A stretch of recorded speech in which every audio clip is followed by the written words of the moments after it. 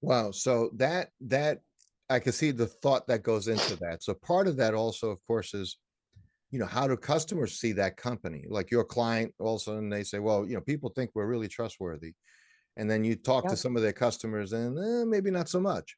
So how do you resolve disconnects? Like there's this aspirational, we want to be seen as this, as we are the Hmm. champions of the world, right?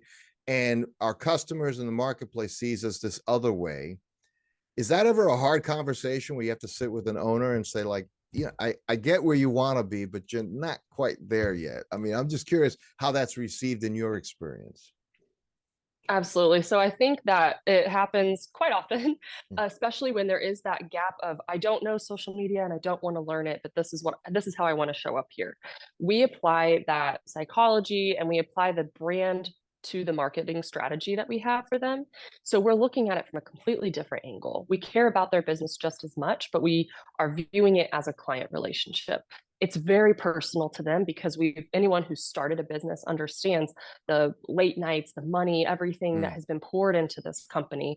And it's very hard for us to get outside of ourselves. So, what we bring into them is a good place that everyone can look at today is going to any of your reviews, if that's on Facebook or if that's on Google. And if something that you want people to say, for instance, is that you're trustworthy, that you do have a high quality product, that you do have the best donuts in town, are your reviews consistently saying that about you? Or mm. what are they communicating? So I've always thought that maybe I'm a good communicator, but between all of my personal life and my work life, I feel like sometimes I fall behind, or sometimes I do work late at night because my family comes first during the day. But consistently in my reviews, people praise the strong communication. And that's not something that's prompted or asked of me. I haven't paid anyone to say anything nice, but consistently that is what shows up. So your brand is what people say about you when you're not in the room, when they're not introducing you to come onto a stage and speak. It's what they're saying in those word of mouth referrals that makes people go to your online presence, and it reaffirms as they're looking at your reviews and all of your consistent content that you've put out.